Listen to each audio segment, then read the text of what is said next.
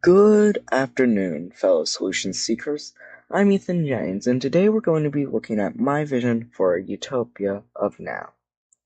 We are reaching our limit in today's neoliberal society, as we are starting to become owned by the companies that we saw as our saviors for so many years. But to think about this, we need some context. So picture this: it's 20 to 30 years in the future, and we have survived the major global warming crisis of 2050. That topic we will not go into, as that problem has already been discussed in greater detail by others. This takes place in anywhere in the prairies of North America, but let's choose a city which could be fixed. So, Calgary. It would be somewhat futuristic in the sense that all major technology has, that is being researched now would be available or improved due to the 30 years between here and now. To set the tone even further in my mind, this utopia takes after the Frutiger Arrow aesthetic for technology, advertisements, and even architecture. But I'm unaware of the clothing and hairstyling due to how there has been no major style evolution since the early 2000s, so any change in style is unpredictable. With the basic appearance of the utopia done, we can talk about the major changes and go further into details on other subjects. Let's start with the big buzzword: politics and the economy.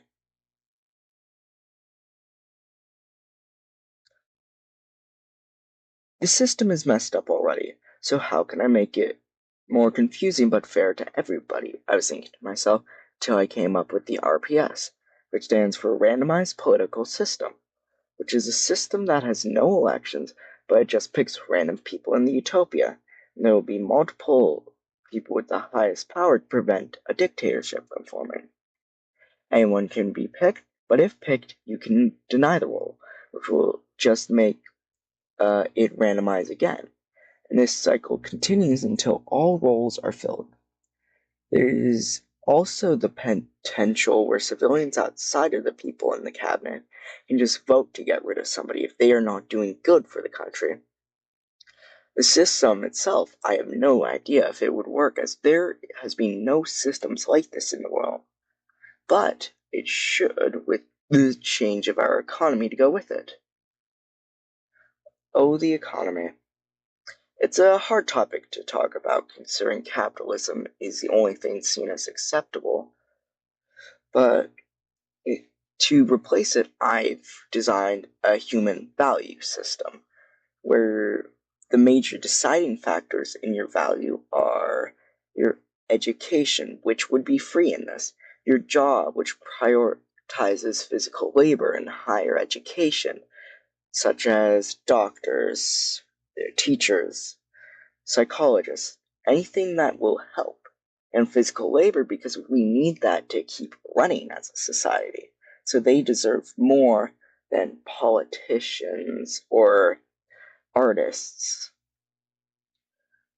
There would also be close relationships such family. That one I will explain a little bit later.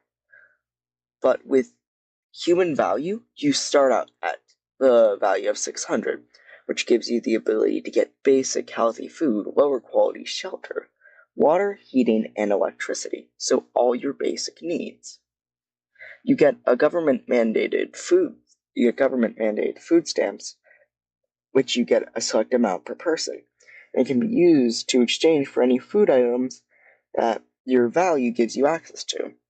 When you have a family, you get a mass value, which is the combined value of all members of the close family, which any kids are a part of till they become 16. This will not affect the parents, as they get to continue to use the extra 600 human value per kid. This system can coexist with capitalism if you have all businesses which are in the resources and production sector owned by the government, where they can sell and purchase items from other countries, which can then be given to the people. We're also going to talk about a single law which could be controversial: drug legalization. Because the current law is messed up. We should not send drug addicts to prison for illegal narcotics. Instead, we should send them to rehab so we can make them better. We can make it so that they can rehabilitate or re-enter the society. It would also let us control the narcotics better, because we are not saying that we should legalize the production or selling of drugs illegally. It's just the withholding of it. Overall, you still need a license to sell drugs and alcohol. But the reason why this is useful is because there's kind of a stigma against drug use, where a lot of people would end up not telling about their habits, not telling about their addiction, because the fact that they're afraid that they might get turned into the police, which would put you into prison for 5-10 years. That can absolutely destroy your chance of getting jobs and living a life. But that's for the legal side. We're also going to talk a bit about urban living experience. This is a much shorter segment. It will simply be talking about the change from the concrete jungle to a greener city, with an increased public transit system and an increased amount of greenery. As with increased greenery, the city would look nicer and provide an improved air quality. The changes for more public transit would lower carbon emissions due to fewer vehicles driving on the road, but cars will be available to anybody. The class system will be rewritten or virtually destroyed, as the new system is based on equity over everything. So you can go to any school or get any job as long as you try to succeed. There are luxuries you can go get, but you would require some other stamps that the government provides. You choose what you do with them, but you only have a limited amount. You get a set amount. Everybody does. It's all the same.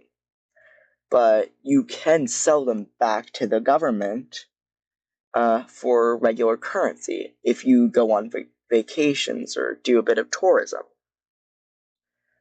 And with that, that's all that I really have for urban living. So let's move on to why Calgary.